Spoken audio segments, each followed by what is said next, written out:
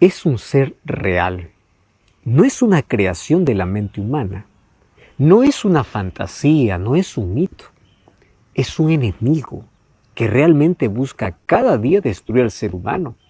Y él es el encargado de acabar con la salud, destruir la familia, colocar entretenimiento en el ser humano, colocar distracciones para que no reconozca su condición y viva perdiendo las oportunidades de salvación que Dios le da.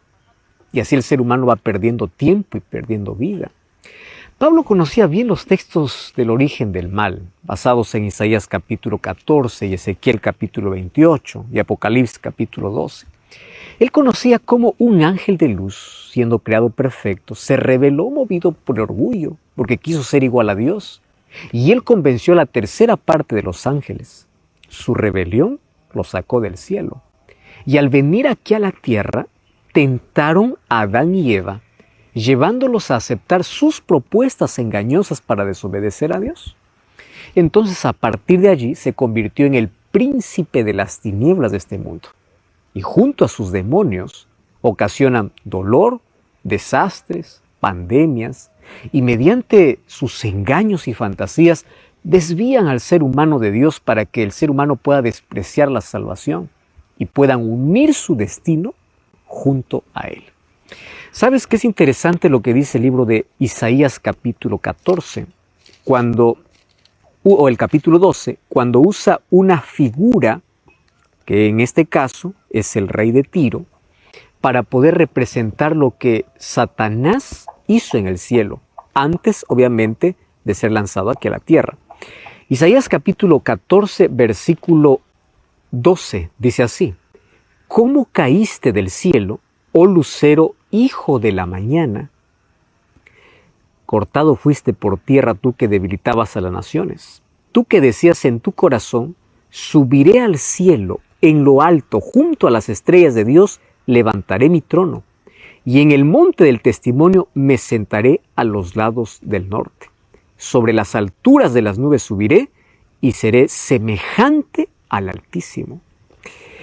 He allí donde comienza el más grave problema. La primera mancha en todo el universo comenzó en el cielo. Y comenzó en un ser perfecto.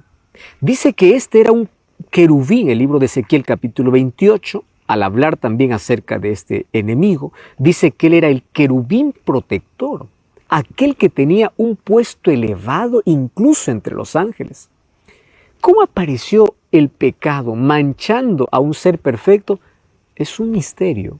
Lo que sabemos es que la codicia, el orgullo, la envidia, los celos llenaron su corazón. ¿Y cuál fue su propuesta? Rebelarse contra Dios. Y esa es la definición de pecado. La rebelión contra Dios comienza cuando el ser humano se independiza de Dios. Satanás allí en el cielo, él no mató, no robó, no hizo otra cosa, sino que simplemente apartarse de Dios para dar la espalda a Dios. Ahí está el origen del pecado. Cuando el ser humano se aparta de Dios, se rebela contra Él. Entonces, así comenzó el pecado en el cielo. El libro de Apocalipsis capítulo 12, versículo 7 hasta el versículo 9, dice que hubo una grande batalla en el cielo. ¿Y quién luchaba? Luchaba Miguel y sus ángeles, haciendo referencia a Cristo.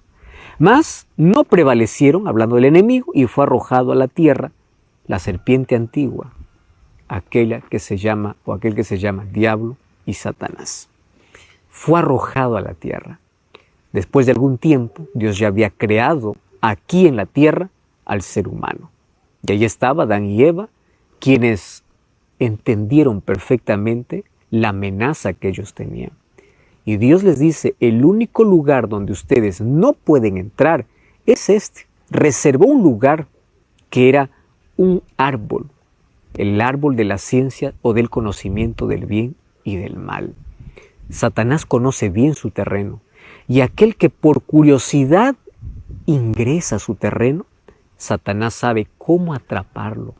Por eso es mejor que ante el peligro, ante el riesgo, ante el terreno del enemigo, no des un paso en esa dirección, porque es tan peligroso. Satanás vendió su idea, vendió su filosofía. ¿A quién? A Eva. Y le dice, ustedes serán como Dios, es decir, rebélense contra Dios. Eva aceptó la propuesta de Satanás. Y al aceptar la propuesta de Satanás, se apartó de Dios y se rebeló contra Dios. Resultado, el mundo que vivimos. Desgracia, dolor, miseria, inmoralidad y todas las cosas que hoy vemos. Ahora, la pregunta es, ¿qué cosa es lo que hace Satanás? La Biblia presenta algunas actividades que el enemigo hoy hace para poder destruir al ser humano. Jesús ya mencionó en el libro de Juan capítulo 8, versículo 44, lo siguiente. Vosotros sois de vuestro padre el diablo, y los deseos de vuestro padre queréis hacer. Él ha sido homicida desde el principio y no ha permanecido en la verdad, porque no hay verdad en él. Cuando habla, habla mentira, porque él es mentiroso y padre de la mentira. ¿Cuál es la primera actividad de Satanás aquí en la tierra? La actividad a lo cual dedica mayor parte de su tiempo. Pues a engañar, a ilusionar al ser humano, a colocarle diversos caminos diciendo que por allí hay felicidad, que por allí hay salvación, cuando todo lo que hace es llevarlo a la perdición. ¿Y sabes qué cosa hace Satanás? Es cobarde. Él nunca presenta la cara. Él siempre usa un disfraz para poder seducir al ser humano. Satanás es seductor. Él sabe cómo atrapar tus sentidos, cómo tener dominio de tus sentimientos. Antiguamente, Satanás dominaba a la persona con una posesión diabólica, o él poseía el cuerpo de la persona y hacía que el ser humano pueda revolcarse en el suelo, pueda botar espuma, pueda allí mencionar o hablar una voz que no es suya. Bueno, eso es una posesión demoníaca. Sin embargo, hoy Satanás intenta dominar al ser humano ya no de esa manera. Lo hace de una manera más sutil. Domina sus sentimientos, domina sus emociones. Y para que el ser humano caiga en sus trampas, él tiene que aplicar la mentira, tiene que aplicar la ilusión, tiene que aplicar aquello que es atractivo para el ser humano.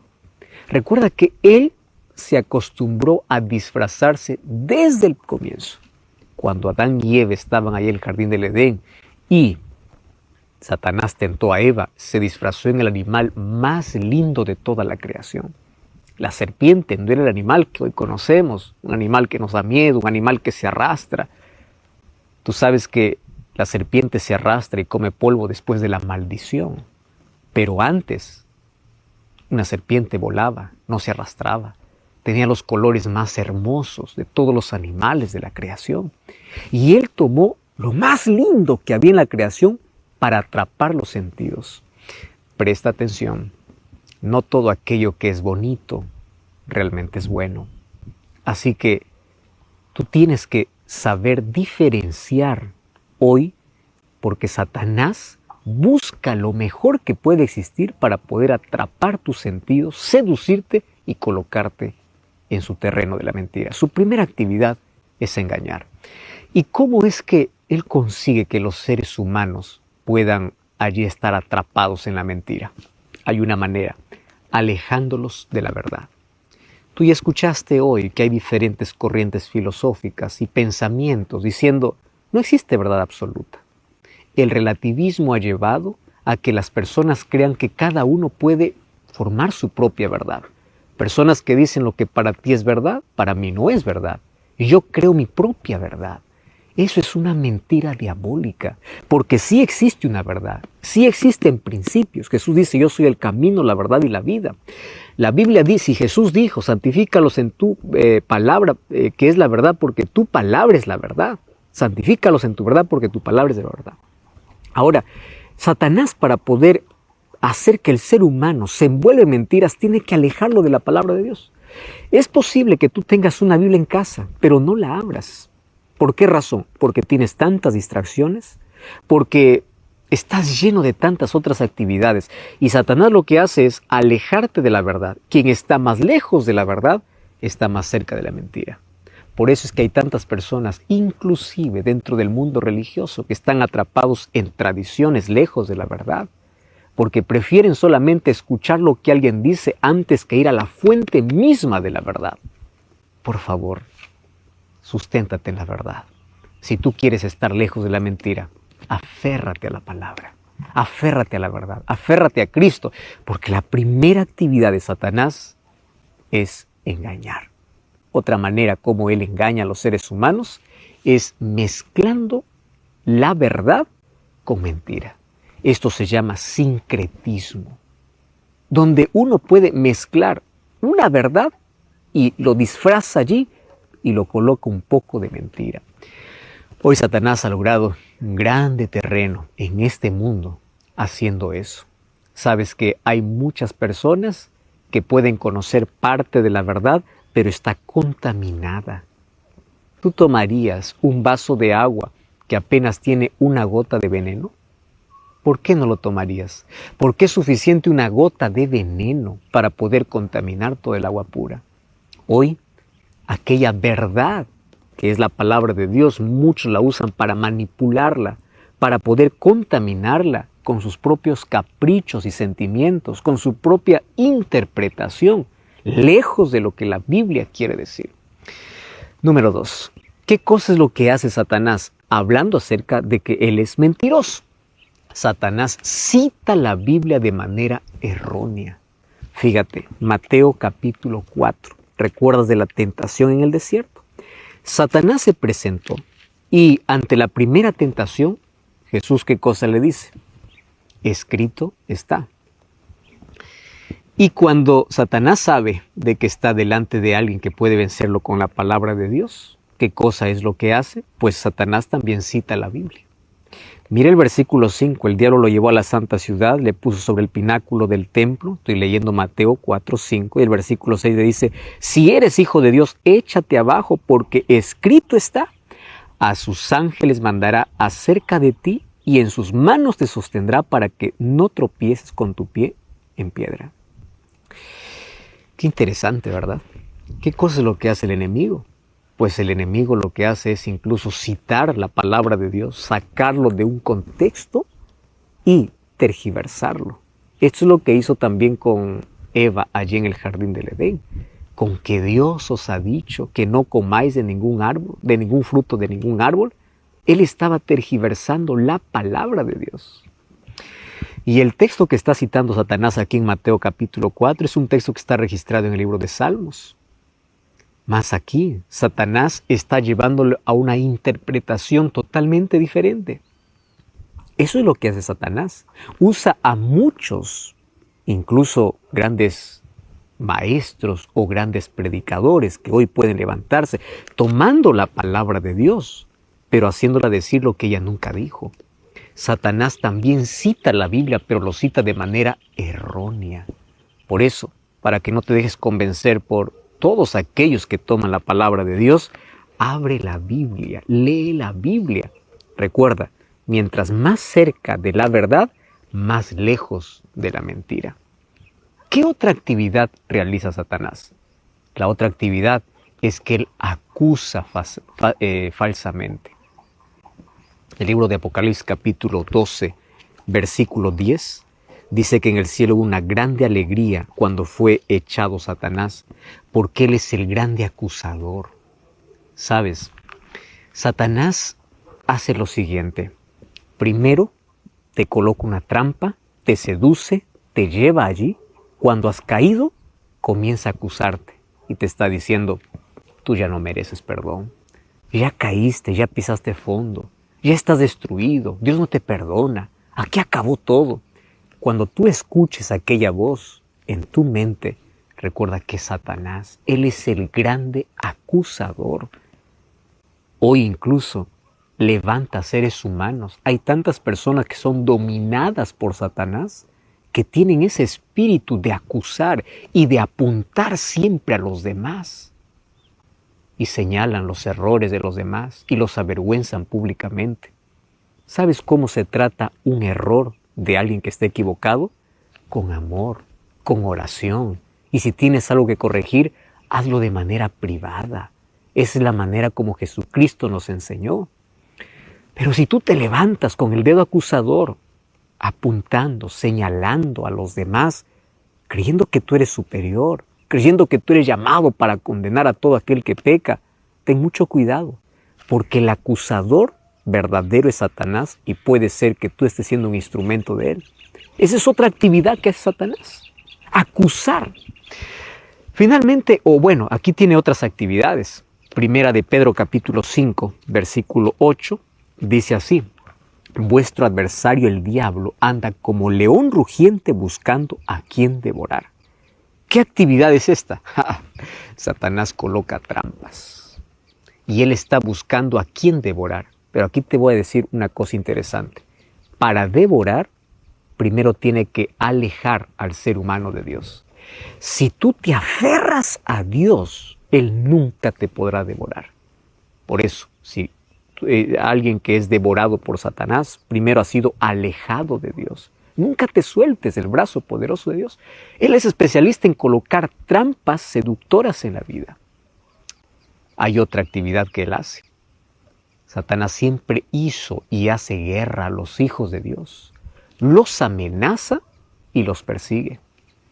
Cuando nosotros vamos a la historia, vamos a descubrir que durante muchos siglos el pueblo fiel a la palabra de Dios fue perseguido.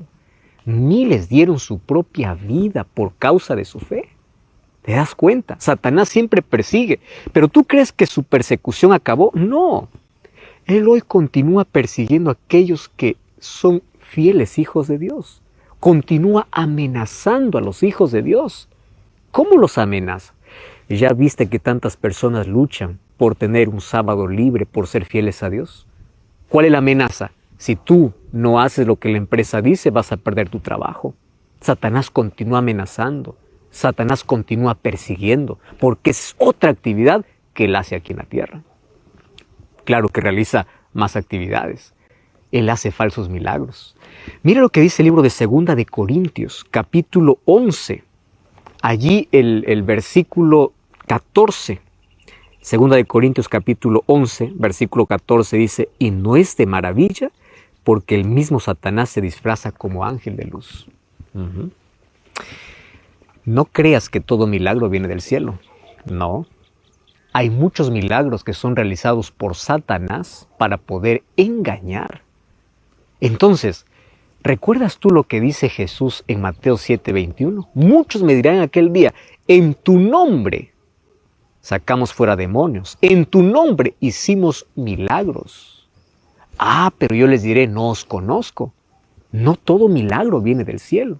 Si hay un milagro que aparece y está en contradicción con la palabra de Dios, crea la palabra de Dios y no al milagro, porque no todo milagro viene de Dios.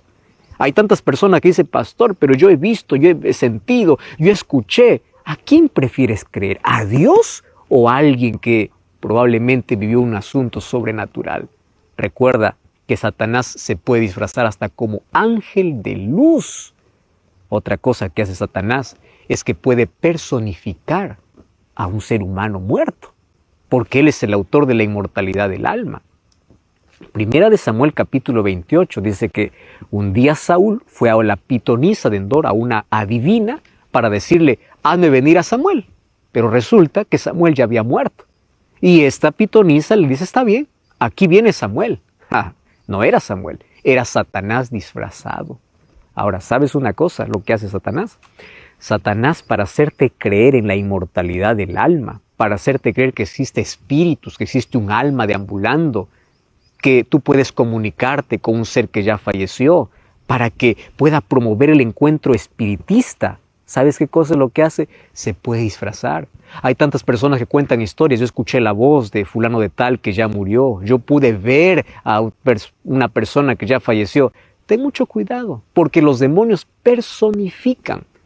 Finalmente, él provoca enfermedades, calamidades, tragedias, para que el ser humano culpe a Dios. En Job capítulo 2, versículo 7, dice que él provocó las enfermedades, la enfermedad para Job. Entonces, cuando tú culpas a Dios, Dios es el culpable de todo lo que me está pasando, Satanás aplaude. ¿Por qué? Porque está creando duda en tu corazón. Y no te olvides que Satanás conoce tu debilidad y por allí te lleva a su terreno.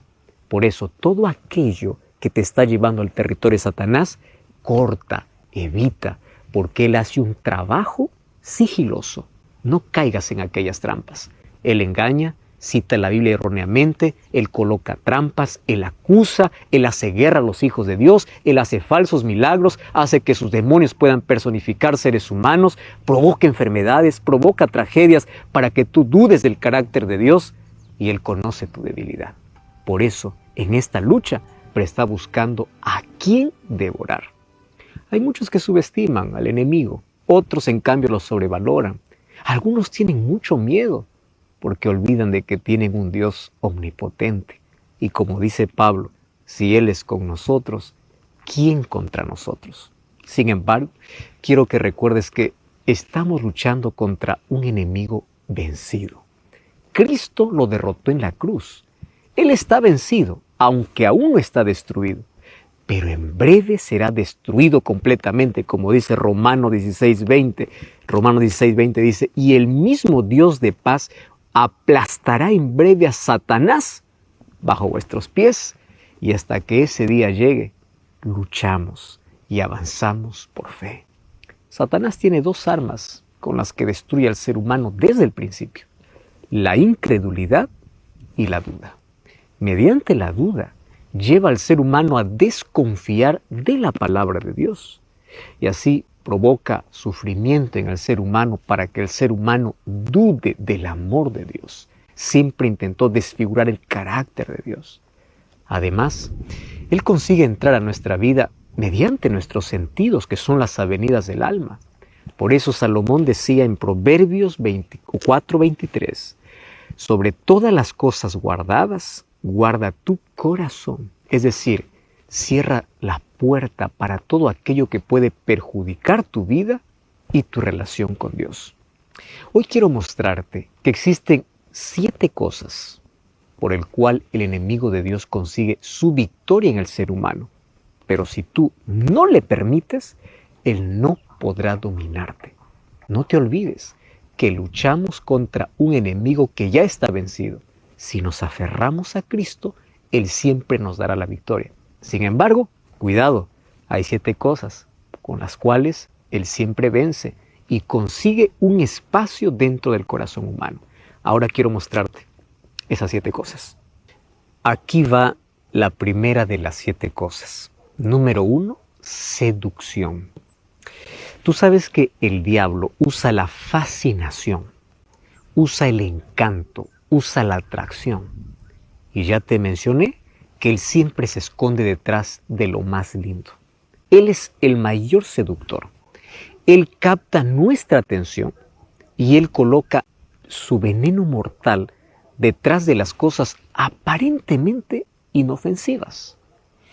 Él puede colocarte una linda caja forrada de tantas cosas lindas, pero allí en el centro tiene veneno. Es así como Satanás hace. Para poder arruinar la vida de un joven, puede allí colocar una linda señorita delante de él para poder desviarle del camino de Dios. Para poder arruinar tu futuro, te puede colocar un vicio atrayente. Él es un seductor. Él sabe qué cosa es lo que te gusta, cuál es tu inclinación. Y por ese lado siempre te va a seducir. La seducción es su especialidad.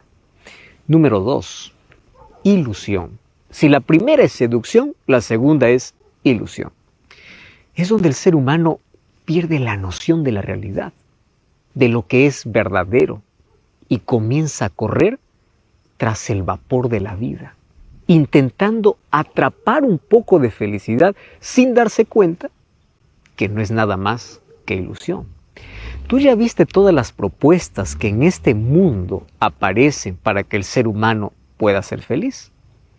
Aquellas propuestas donde te dice puedes encontrar la felicidad sin Dios son las propuestas más peligrosas. ¿Por qué razón? Porque es una ilusión. El libro de Eclesiastés fue escrito por Salomón en la parte final de su vida. Y es interesante que a partir del primer versículo, él comienza a alertarnos de una situación interesante. Allí en el versículo 2 dice, vanidad de vanidades, dijo el predicador, todo es vanidad. Y él comienza a enumerar unas cosas que atraen al ser humano. Fama, riqueza, poder, trabajo, ilusión, todas esas cosas. Y después termina diciendo, pero todo esto es vanidad. Y claro, tú puedes construir un imperio en la vida. Sin Dios un día va a quedar en la historia. Se va a quebrar, se va a caer.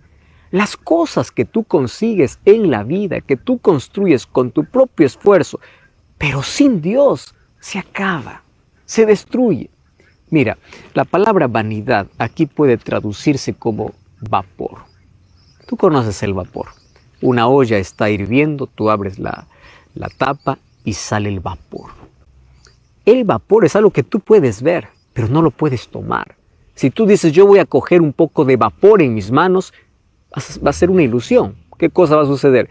Vas a abrir las manos, vas a atrapar el vapor y cuando abre la mano, no hay nada.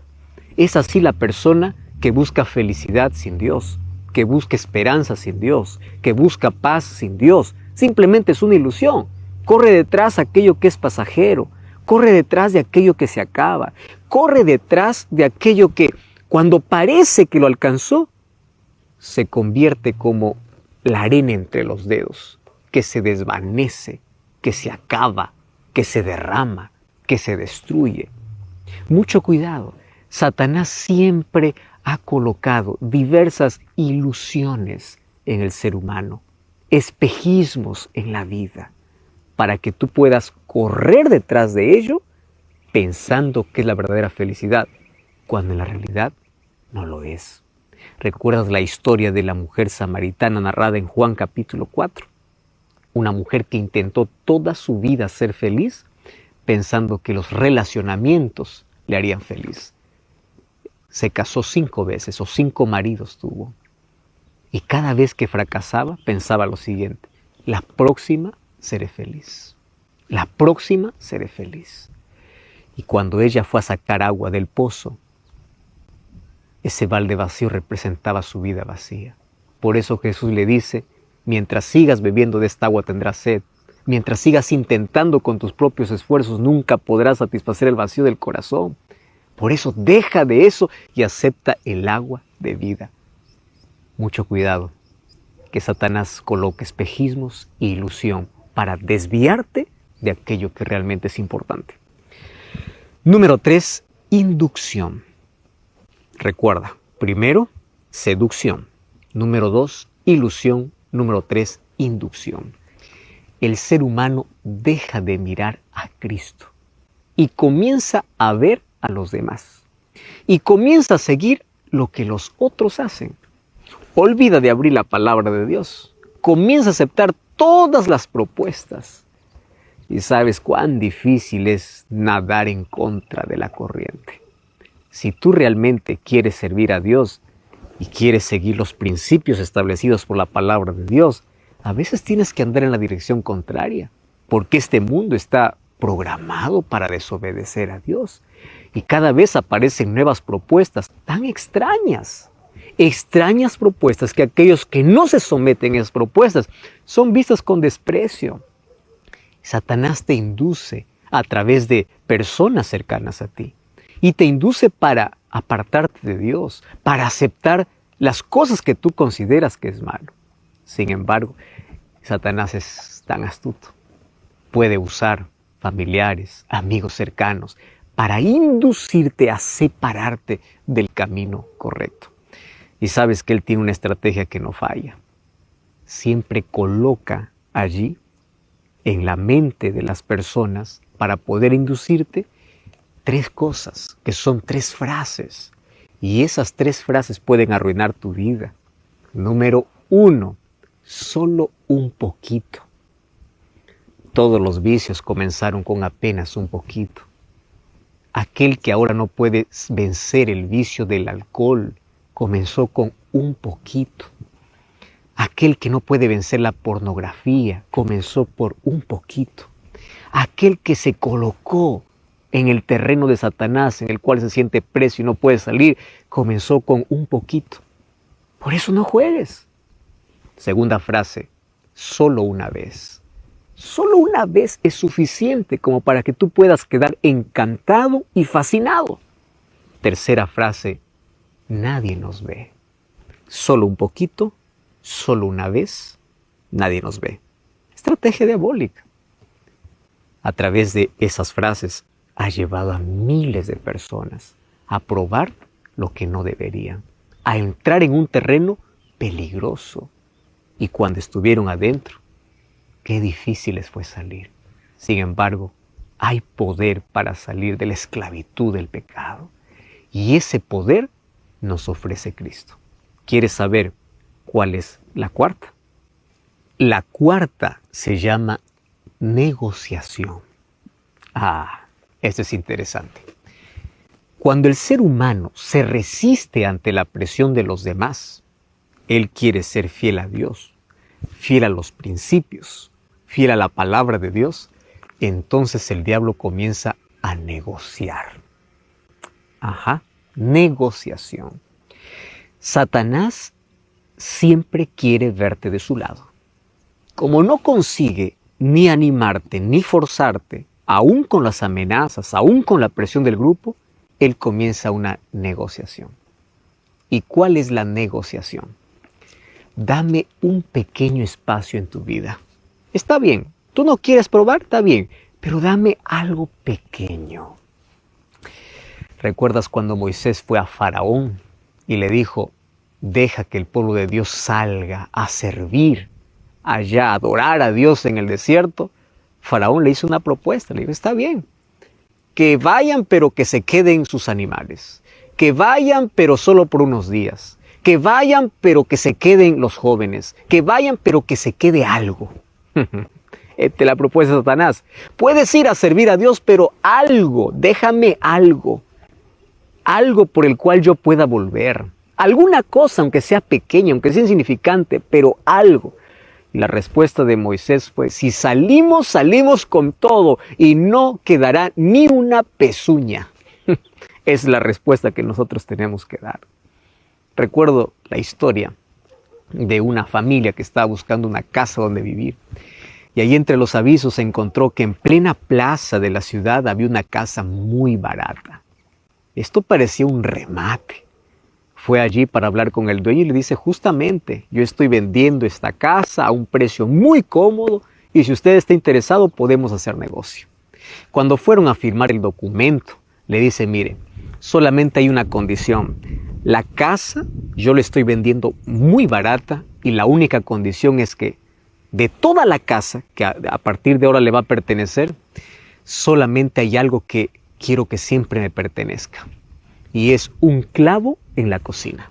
Imagínese, usted se va a quedar con toda la casa, pero un clavo es mío. El otro dijo, está bien, ¿qué es un clavo? Yo me quedo con toda la casa. Hicieron el trato, firmaron el documento y pasaron los días. Se sentía dueño de toda la casa, pero había un clavo que no era de él.